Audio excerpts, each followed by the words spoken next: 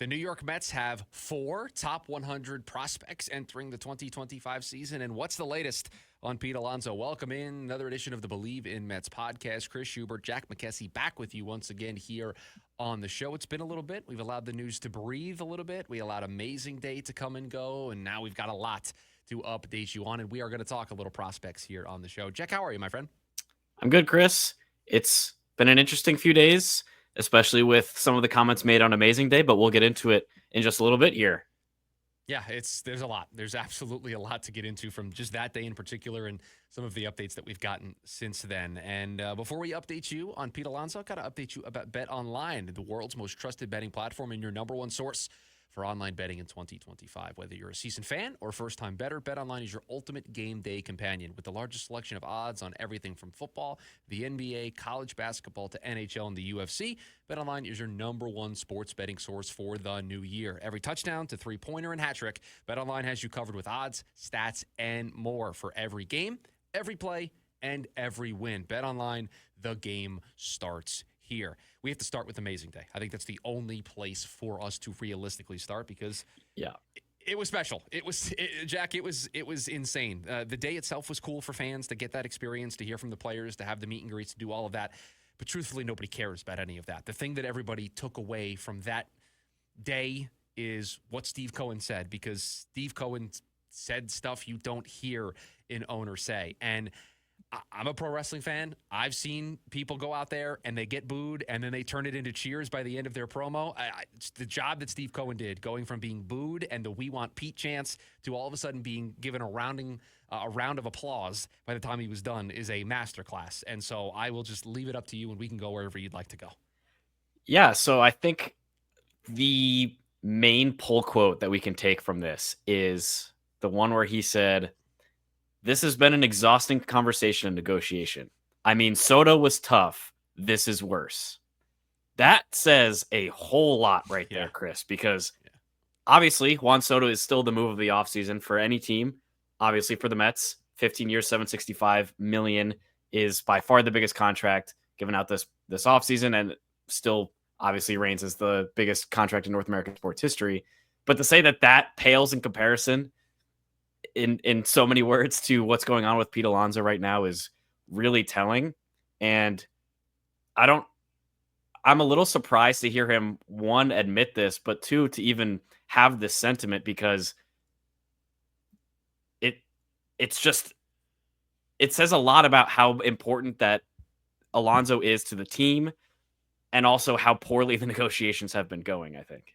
Yeah, I mean, think of, just for a second, a $765 million contract. Think of all the hurdles, the lawyers that need to look at it, an agent that needs to look at it, the back and forth between, no, we want this number, or no, we want this as a signing bonus, or no, we want this. Like the back and forth when you're dealing with something that is worth $765 million. And that, in this case, is the contract to have Juan Soto on your baseball team. I mean, listen, I've been in the process of trying to buy a house. I know the paperwork and the back and forth that causes. To say that the Pete Alonso situation, is more tiresome, it's more exhausting, it's just Steve Cohen ripping whatever hair he has left out over it, it says a lot. And to me, it doesn't say a lot about the New York Mets. It doesn't say a lot about David Stearns. It doesn't say a lot about Steve Cohen.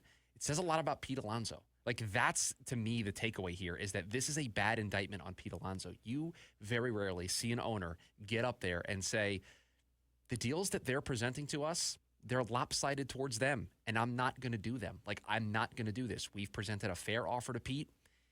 If he wants to go in a different direction, we're ready, and we want you to be ready for us to go in that direction. I just thought the bluntness of it from Steve Cohen, he didn't pull any punches. I mean, that is a room full of people that are, you heard it at the beginning of the clip, are ready to jump all over him and David Stearns for not signing Pete Alonso. And Steve turned that quote around, or turned that chant around, and was like, listen, I get it. We want Pete back. This has been exhausting for us both. But at the end of the day, we need to do what is right for the New York Mets, not what is right for Pete Alonso. And so if we need to walk away, we'll walk away. I was so taken aback in a good way by just the bluntness of what Steve Cohen did at Amazing Day. Yeah, it's kind of a confirmation. The quote itself the later on was, I'm being brutally honest. I don't like the negotiations. I don't like what's being presented to us. Maybe that changes. I'll always stay flexible. But if it stays this way, I think we're going to have to get used to the fact that we may have to go forward with the existing players that we have. And that to me really confirms what we've been saying for a little while here, Chris, which is the Mets are going to do what they think is best for the team. That's, Steve Cohen as the owner, David Stearns as the president of baseball operations. They're not going to blink when it comes to negotiating a new contract for Alonso, who, as we've said multiple times before as well, is a 30-year-old first baseman who has already started to show some signs of regression. And we've said over and over again, Chris, the Mets are going to do what they think is best for the team. And it has become clear, and Cohen made it especially clear at Amazin Day, that they don't believe that bringing in Pete Alonso on a long-term or super high AAV deal is something that benefits this team both in the short and long term. And so to get that kind of clarity, like that's one of those quotes that you hear from a inside source, right? That's something that an insider picks up on, and they report something like Mets don't like where the negotiations are at right now. But to hear it from the owner is just there's no hidden agenda here. It's just a full admission, essentially. Admission's a strong word, but of how the situation is panning out right now. And that's that, as things stand, Pete Alonso is probably going to be a member of another team come 2025 and beyond. Yeah, look, I as this situation has unfolded, I've soured more and more on the idea of bringing Pete back, because the market's not there for him to get what he wants. Like, this isn't like the Mets and everybody else like colluding against Pete Alonso. Like, there's just no market for a first baseman that's over the age of 30 that has the deficiencies that Pete has. There just isn't. And the Mets offer, I will continue to say it, the 3-year, $70 million deal. And I know that there's some reporting now that it had some deferrals in it, but on paper, it is the most money given out to a free agent first baseman in this offseason. And it would be the 5th highest AAV among all MLB first basemen. You're not underpaying Pete Alonso. In fact, I'd argue that you're overpaying him by making him the 5th highest paid first baseman in terms of AAV. So as this process has continued to play out, and as this process has continued to evolve, I've just been less and less excited about the idea of bringing Pete back, just because, does he really want to be here? And I hate that it boils down to that, but it's like he's waiting for the Mets to give him an offer so that he can go shop at someplace else and then start a bidding war to get to the number that he wants to get to. So if Pete comes back, I'll be fine with it. I mean, what he brings to the table, but and maybe this is me just starting to prepare myself for a post-Pete life, but I just don't expect him to be on this team anymore. Now, that being said, we did learn something today, because as we're recording this podcast, old friend Ryan Stanek, I believe the last remaining member of the trust tree in 2024.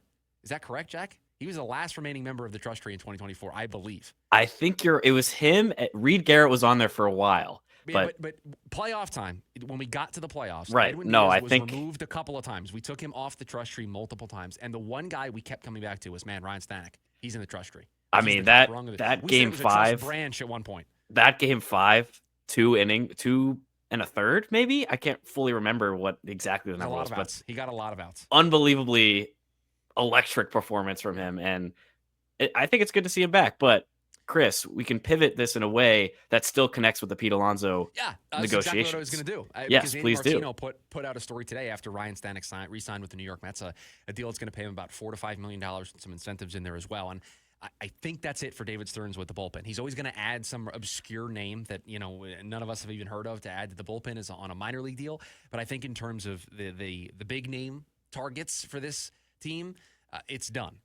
But Andy Martino, interestingly enough, connected the dots between the Ryan Stanek sighting and a Pete Alonso return. So I have the SNY story here on the other screen. So if you see me looking away from the cameras, because I want to quote the story accurately.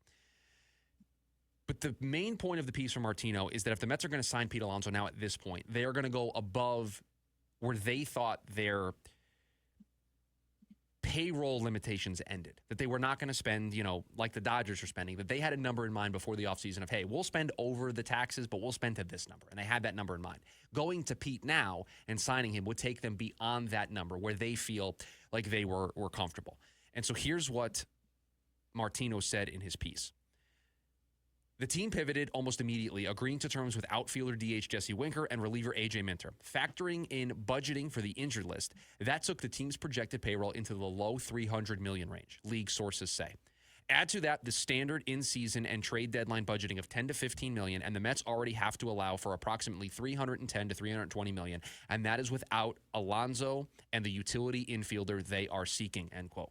So the Mets are up against their number. Now, he goes on to say that, listen, it's Steve Cohen. Steve Cohen has not given David Stearns a hard, you cannot spend a penny more than this. And if a situation makes sense, they'll evaluate it on its merits. But they're up against what they wanted to do this offseason in terms of spending money on this roster.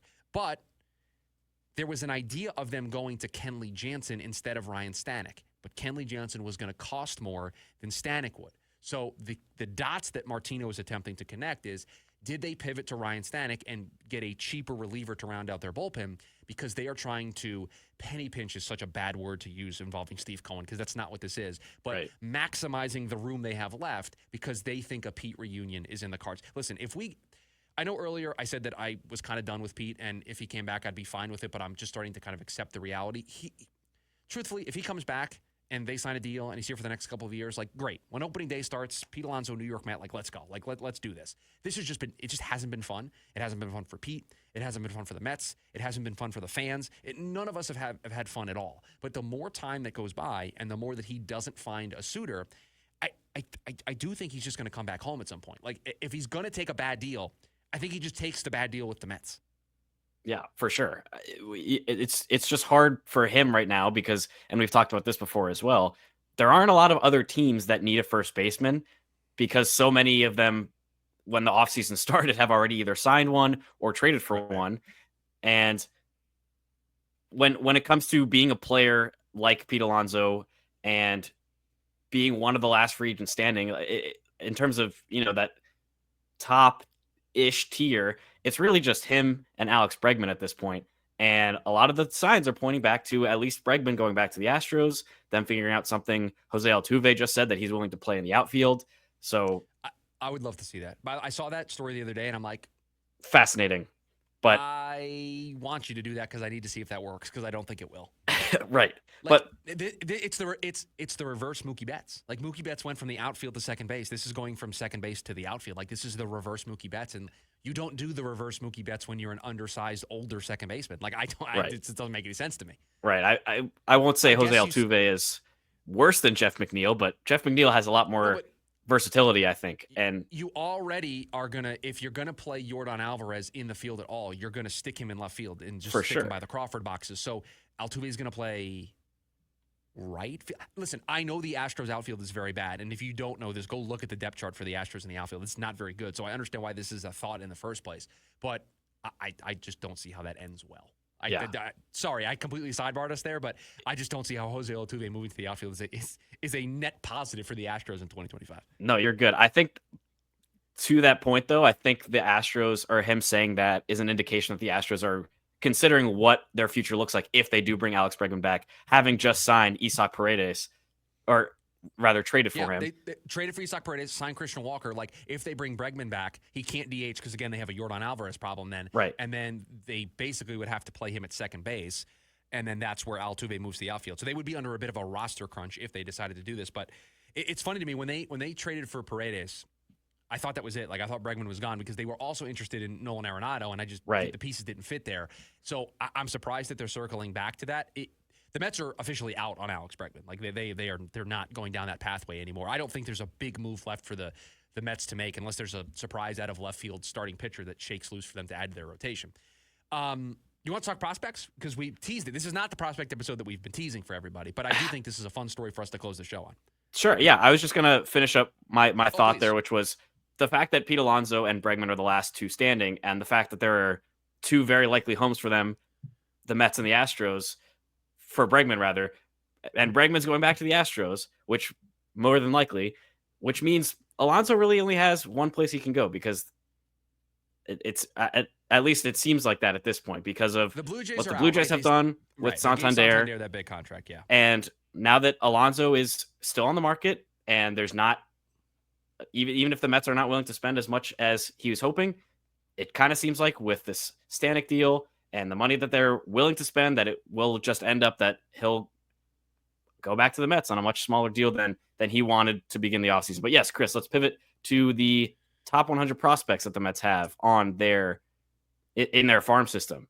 So everybody's been doing prospect drops. Baseball America's done one. MLB Pipeline did one. ESPN just released theirs this morning as we're recording this pod on January 29th. And I think the show will come out the same day that we record it. But just in case, or if you listen to it later, Kylie McDaniel, who covers all prospect things for ESPN, put out his list. Now, I will tell you, this is it's not Kylie's fault. He's not the designer or the back-end developer of ESPN's website.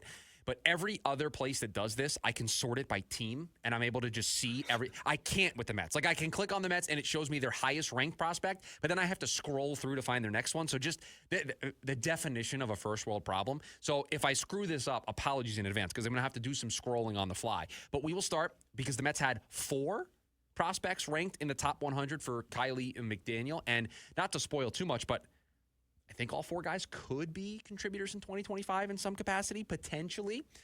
We'll start with the highest ranked prospect, and that is the guy that clocks in at number 34. And it's just funny, the person he's in front of. Like, they're unrelated, but it's just funny to me. Did you notice this too? Like, I the did. person that he's directly in front of, I'm like, this is just funny how this works. Jet Williams is 34. The 34th ranked prospect, according to Kylie McDaniel of ESPN. And he is one spot in front of Kumar Rocker for the Texas Rangers, who's at 35. So Mets could have had 2 guys here. Met legends. Could have 2 prospects inside the top 35. But let's start with Jet. Listen, the thing with Jet is going to be how he recovers from the wrist and ankle injuries that he had last year, and can he continue to develop? He's only 21 years old. There's no rush, right? To me, Jet is probably your Jeff McNeil replacement, and that doesn't have to happen in 2025 unless Jeff McNeil is the worst hitter in all of baseball. Like, Jeff was bad last year, but Jeff, like, wasn't terrible to where I need to get him out of the lineup. Yeah, so exactly. If that's the plan, if Jet, and again, we talk about Jose Altuve being small, Jet Williams is 5'6". I think the plan is for Jet to be a contributor in 2026 probably. And so I think a full year of him being in the minors, continuing to develop. He only played 33 regular season games and then played 22 out here in the Arizona Fall League. So I think just seeing him have a healthy year, but clearly you can see that despite a guy being undersized, despite a guy having the injuries that he had, to be a top 35 prospect in all of baseball, like, Jet Williams is a name that if you don't know already, and if you listen to this podcast, you probably do, but just pay attention, because I think that's the Jeff McNeil replacement. It's either the Jeff McNeil replacement or their long-term answer in center field. Obviously, we saw last year Brandon Nimmo shifting back to the corner, and Tyrone Taylor still on the roster in 2025. They just brought in Jose Siri in a trade. So I think long-term, it's either second base or center field, and that's exactly what McDaniel has here.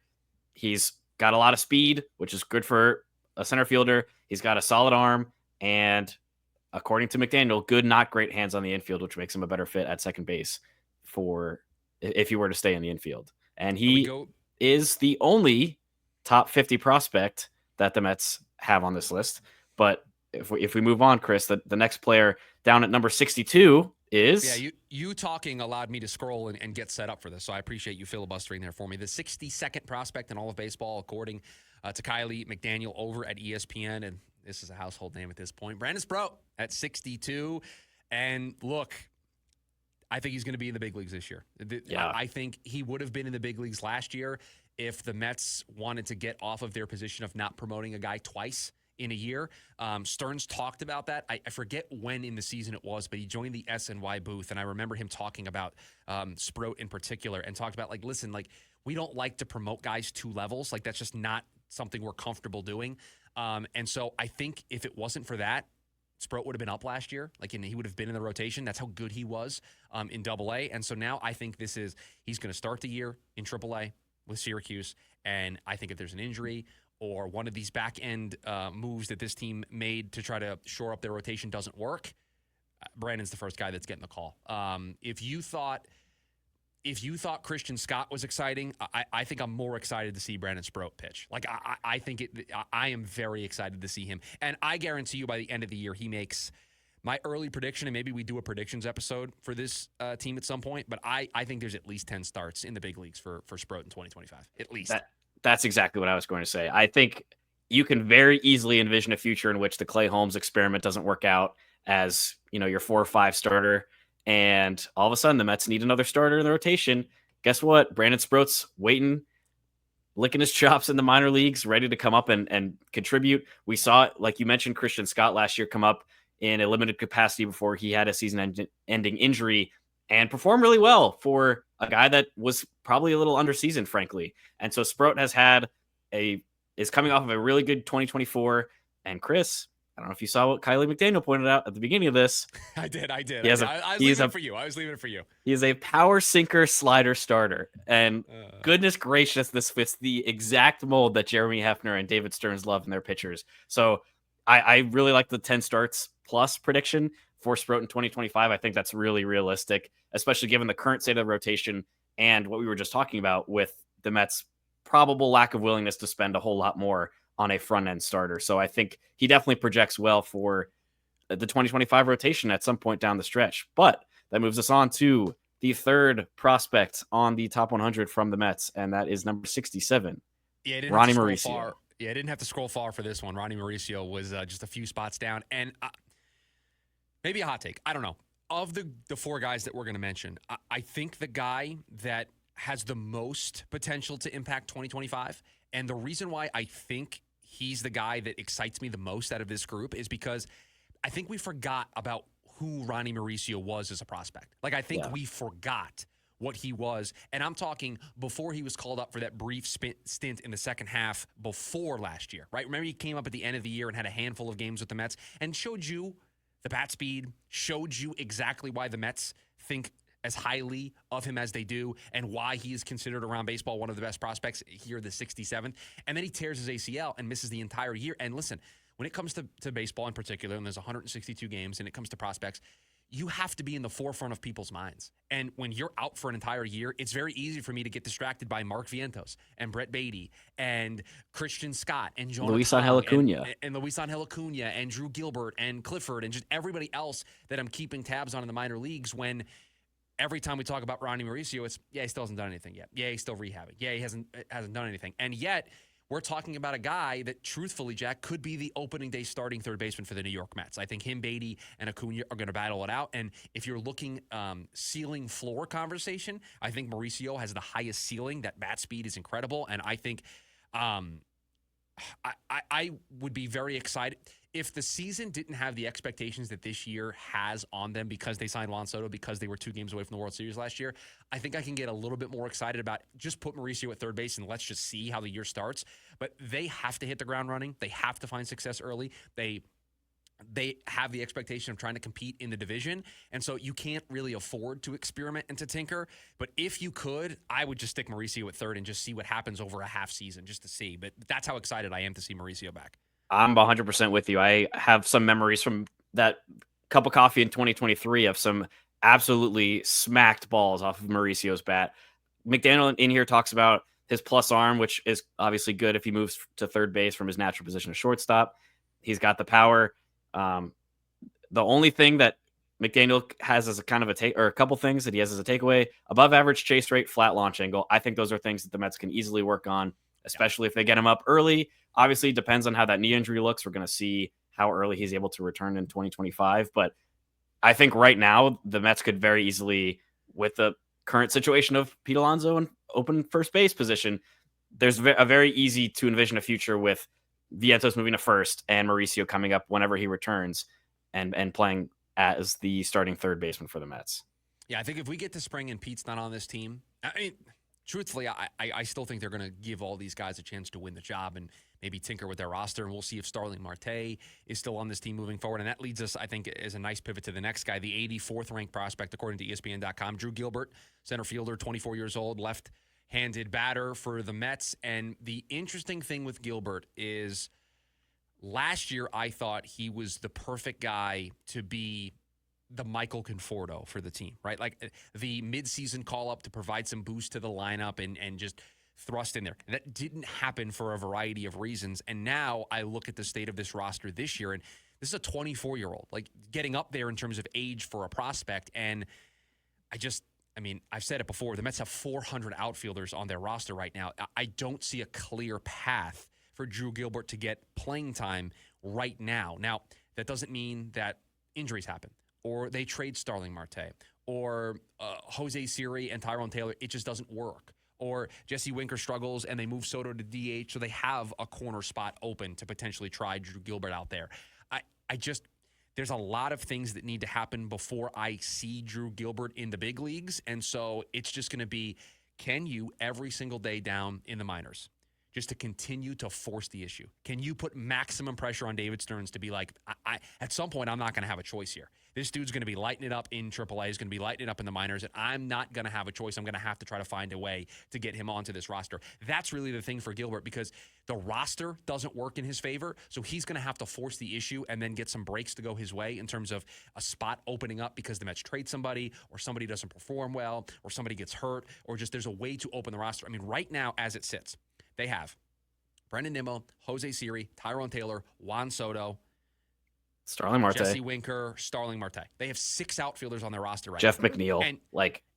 And you're not going to call up Drew Gilbert to be a bench guy and play once every 5 days, not as a 24-year-old. You're going to call him up. You're going to give him a run. You're going to give him time. And so I just think there's a lot of hoops to jump through for them to open up that spot.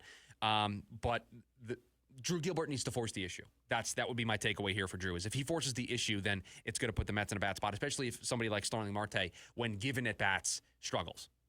Yeah, I feel like for Drew Gilbert, I am thinking his route to the major league roster is very similar to that of Luis Angel Acuña's last year, which is kind of doing really well in the minor leagues for a while, but obviously no spot on the major league roster until injuries happen. Guys get a little beat up, banged up late down the stretch. All of a sudden, there's a need for another depth piece in the outfield, a guy who might be able to start and contribute immediately.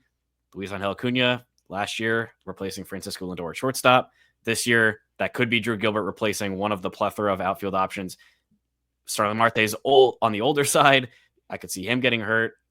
There's you know what? I Brandon just Nimmo found a path. and his fasciitis. I found a quick path for Drew Gilbert. Go for it. Go with me here.